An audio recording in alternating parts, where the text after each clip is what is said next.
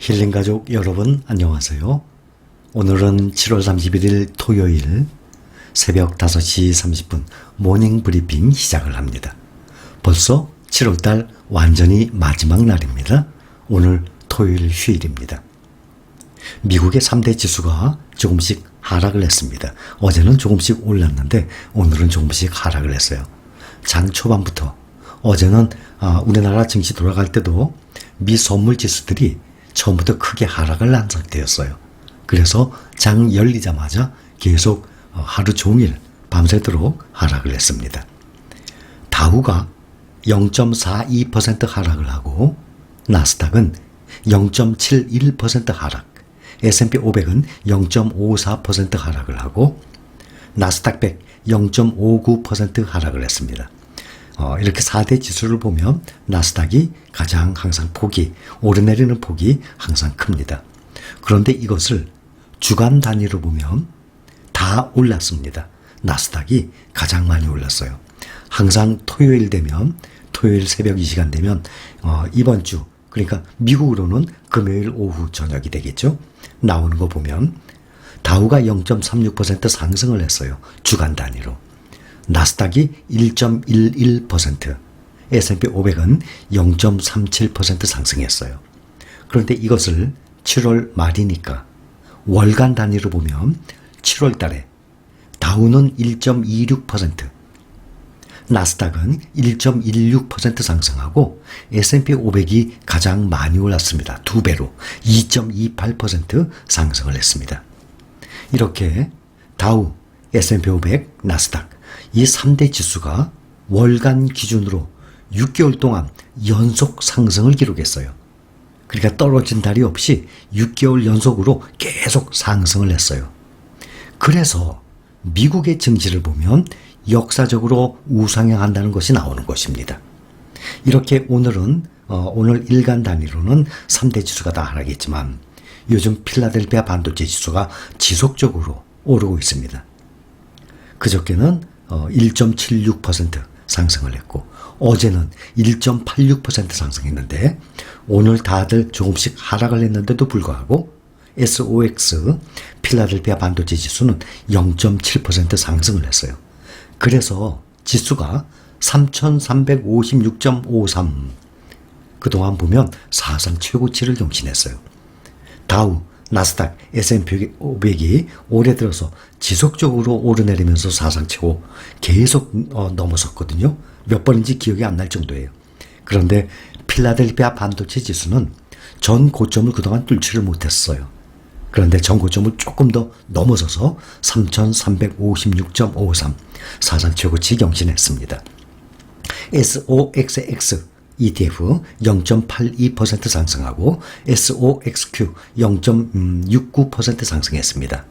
S&P 500이 0.54% 하락을 해서 VOO SPY ETF는 0.49% 하락을 했습니다. 또 QQQ는 나스닥 100이 0.59% 하락해서 0.52% 하락을 한 상태입니다. FNGS가 많이 떨어졌어요. 가장 많이 떨어졌습니다. 대장주들을 대표하는 FNGS 팡플러스주죠. 1.3% 마이너스를 기록했습니다. 그동안 밤새 보면 미국, 유럽, 중국, 또 일본, 우리나라 다 하락을 했습니다. 특히 일본의 니케이가 1.8% 많이 하락을 했는데 3만을 넘어갔던 그러한 지수예요. 근데 지금 27,283 많이 떨어져 있죠.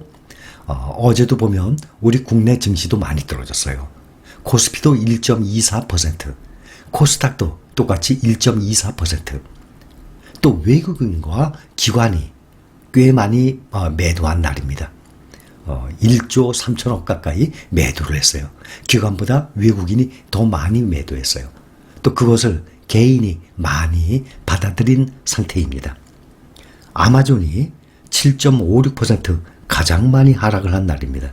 작년 3월에 코로나 때 급락을 했죠. 아마존뿐만 아니라 이 다우, 나스닥, S&P 500 지수들이 0.몇 프로, 1.몇 프로 오르내리는 게 아니라 하루에 8%, 10%씩 오르내렸었어요. 개별 종목 막 급등을 하듯이 이 지수가 아마존이 7.56% 하락을 했어요. 작년 3월 코로나 때 급락 이후 처음이에요. 그 이유가 월가 기대에 미치지 못하는 매출을 발표했다는 거예요. 이거 저가 매수 기회예요. 이거 보세요. 다시 또 올라가게 돼 있습니다. 전반적으로 좋은 실적에도 일부 주가가 하락하는 이유는 사람들이 이 실적을 기하급수적인 아주 높은 성장을 기대하기 때문에 그래요. 2분기 실적이 월가 전망이 1189억 달러. 그런데 발표한 것은 1131억 달러. 몇십억 달러 그 사이에요. 사실 몇십억 달러면 엄청나게 큰 돈이죠, 그거야. 그런데 기업의 실적에 비하면, 이 프로테이지를 비하면 그렇게 크게 하락할 만한 이유가 아니거든요. 2분기 실적이 월가 전망에 미치지 못한 그 주요 빅테크 기업들 있죠. 그 중에 아마존만 유일했어요.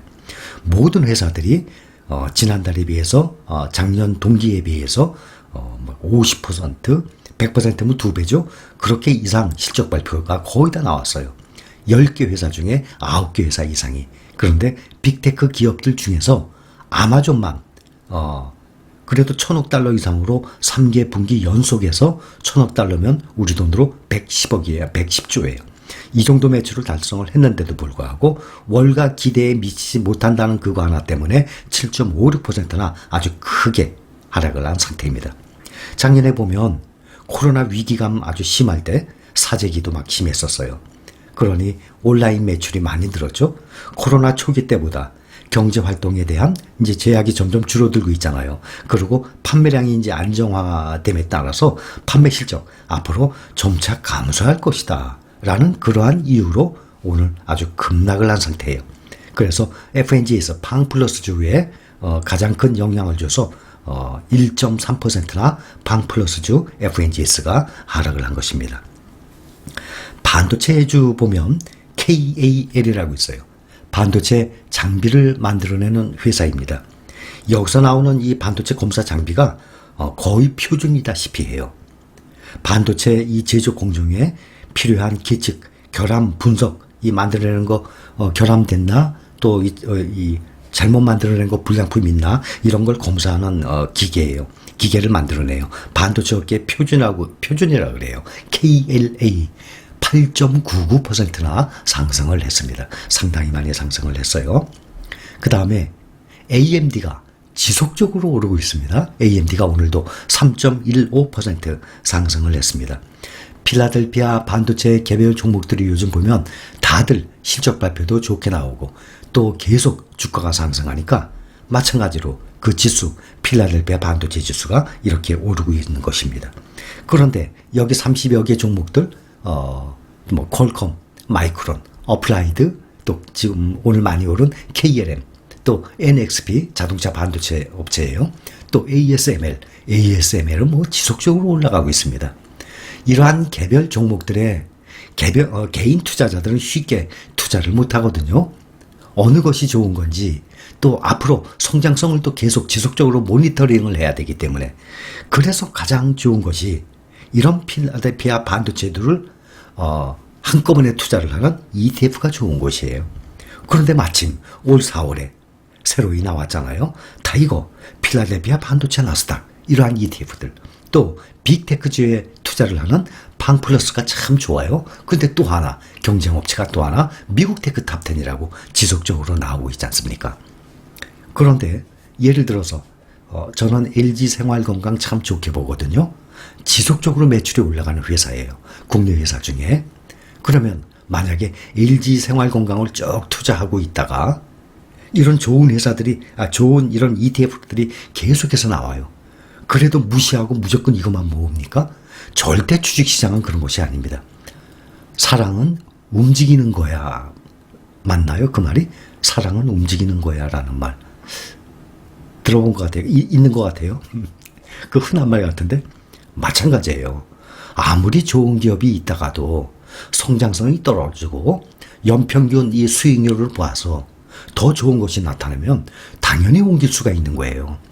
하나 나는 투자한다고 무조건 고집하고 포스코, 한전 10년 동안 KB 국민은행 10년 동안 계속 하나만 투자합니까?